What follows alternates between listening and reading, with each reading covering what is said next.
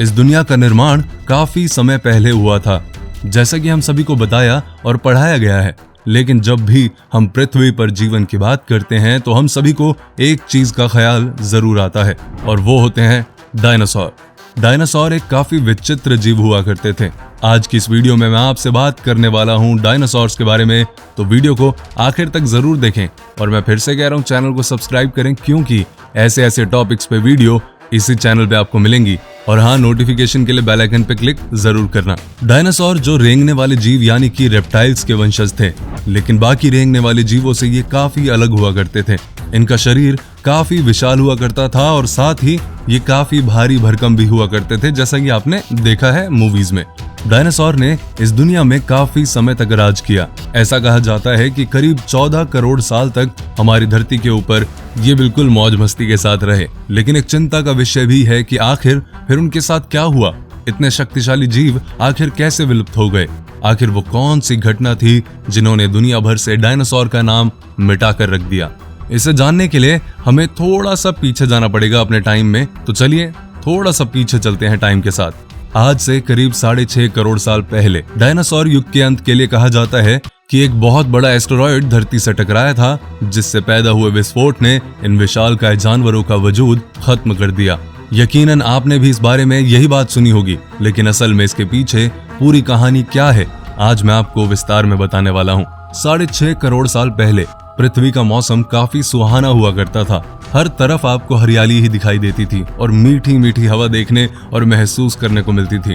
या आपको बड़े बड़े डायनासोर देखने को मिलते थे। लेकिन ऐसा कहना बिल्कुल गलत होगा कि उस वक्त दुनिया में केवल और केवल डायनासोर ही थे। उस टाइम एक और ब्रीड भी हुआ करती थी जो आकार में काफी छोटे हुआ करते थे, तो उसका साइज और शेप आज के चूहों के बराबर हुआ करता था बेसिकली।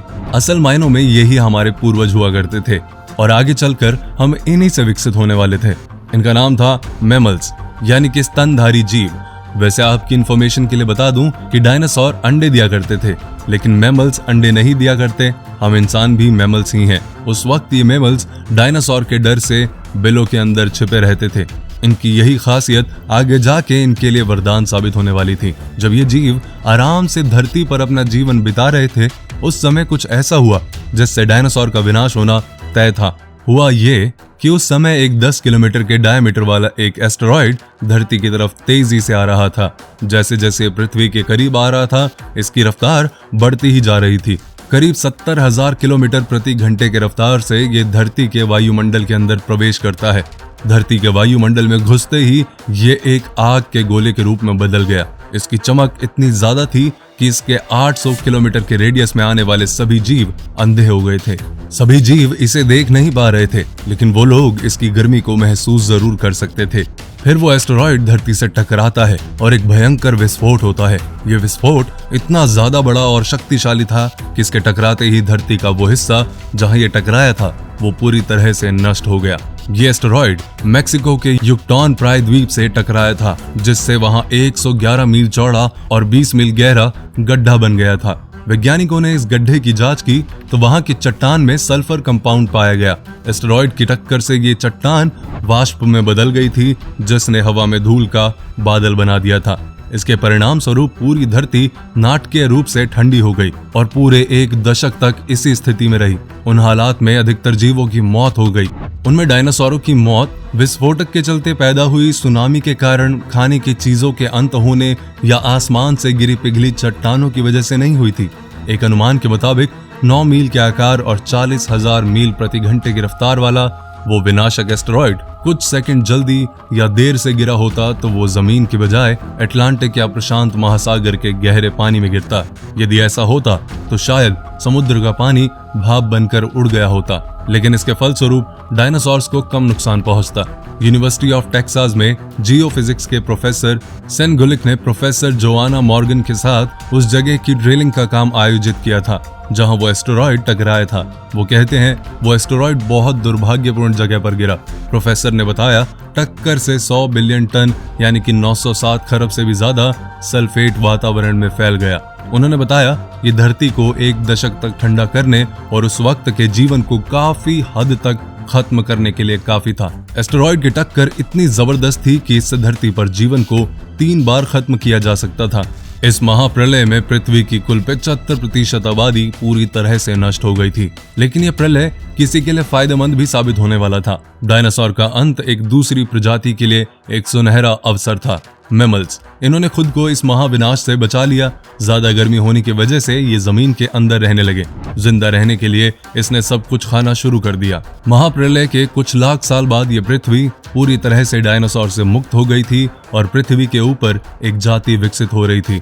हमारे पूर्वज समय के साथ साथ विकसित हो रहे थे, लेकिन अभी भी ये हमारे जैसे बिल्कुल नहीं दिखते थे, क्योंकि अभी इन्हें आगे चलकर काफी विभिन्न प्रजातियों में विकसित होना था। आज से करीब 4.7 साल पहले पृथ्वी का वातावरण आज की तरह बन चुका था। उस वक्त धरती का तापमान 24 डिग्री सेल्सियस हुआ करता था और धरती का एक दिन करीब 24 घंटों का हुआ करता था। इस वक्त धरती के सारे महाद्वीप जाने पहचाने थे। सिर्फ एक नए भूभाग की रचना करनी बाकी रह गई थी। धरती के भूभागों में एक बार फिर से ये हलचल हुई जो धरती के बड़े बड़े द्वीपों को एक दूसरे के पास ले जा रही थी। इंडिया महाद्वीप एशिया की ओर काफी तेजी से बढ़ रहा था। इन दोनों द्वीपों के आपस में टकराने की वजह से एक नई भूश्रृंखला का निर्माण हुआ, एक नई पर्वत श्रृंखला हिमालय, और ये है दुनिया की सबसे ऊंची चोटी माउंट एवरेस्ट। इस पर्वत श्रृंखला पर गिरने वाला बर्फ आगे चलकर काफी नदियों का निर्माण करने वाला था, जो आगे चलकर दुनिया की करीब आधी आबादी को पानी पिलाने का काम करने वाला था। लेकिन अभी भी धरती पर कुछ कमी रह गई थी। धरती पर अभी भी कोई चीज लापता थी, और वो चीज थी हम, यानी कि इंसान। लेकिन अब हालात बदलने वाले थे। 40 लाख साल पहले अफ्रीका के एक पूर्वी इलाके में एक नए पर्वत श्रृंखला का निर्माण हुआ, जिसका नाम था ईस्ट अफ्रीकन रिफ्ट वैली। ये पर्वत यहाँ आने वाली मानसूनी हवाओं के लिए एक अवरोध बन चुकी थी, और इसी वजह से यहाँ के जंगलों में बारिश आनी बंद हो गई थी। और इन्हीं जंगलों में रहा करते थे एप्स। ये पेड़ के ऊपर रहा करते थे, जहां उन्हें खाने पीने की बिल्कुल भी कमी नहीं हुआ करती थी। इसी वजह से ये लोग हमेशा पेड़ों के ऊपर ही रहा करते थे। लेकिन अब यहाँ समय के साथ सूखा पड़ने लगा। बिना बारिश के जंगल पूरी तरह से साफ हो गया और एप्स के लिए खाने की समस्या उत्पन्न हो गई। खाने की तलाश में इन्होंने पेड़ों से नीचे उतरने का फैसला किया, और ये मानव सभ्यता के लिए एक बहुत बड़ा कदम साबित होने वाला था।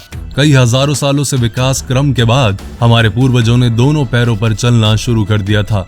ऐसा करने से इन्हें और इनके शरीर को काफी फायदा होता, और ऐसा करने से इनके शरीर की काफी कम ऊर्जा खर्च होती थी। और इसका दूसरा फायदा ये होता था कि अब ये चलते हुए भी खाना खा सकते हैं। अब इनका दिमाग भी काफी तेजी से बढ़ रहा था। धीरे धीरे ये समझदार होते जा रहे थे। समय के साथ साथ विकास की ये प्रक्रिया चलती रही। धीरे धीरे हमारे पूर्वज विकसित होने लगे और इनका दिमाग भी धीरे धीरे बड़ा होने लगा।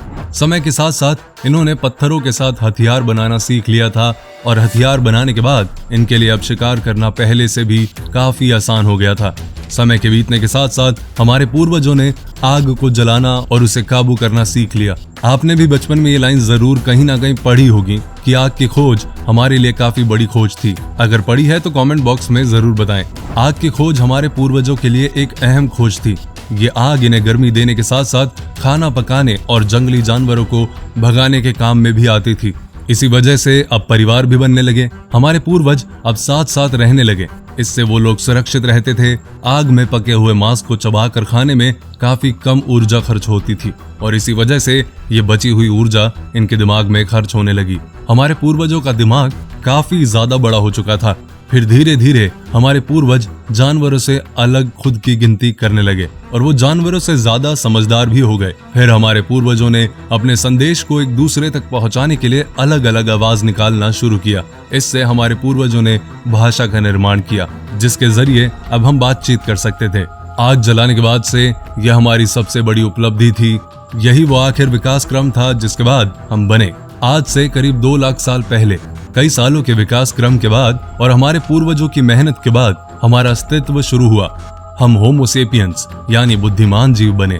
अब हमारे पास धरती के सभी जीवों की तुलना के हिसाब में सबसे बड़ा दिमाग था, और अब हमारे पास औजार थे, भाषा थी, और इन दोनों से बड़ी चीज अब हमारे पास दिमाग था, जिसका इस्तेमाल करना अब हम अच्छे से जान गए थे। इसके चलते हमारे शरीर और जीवन में और भी काफी सारे बदलाव आए। उनके बाद हमने जंगलों को छोड़ गुफाओं में रहना शुरू किया।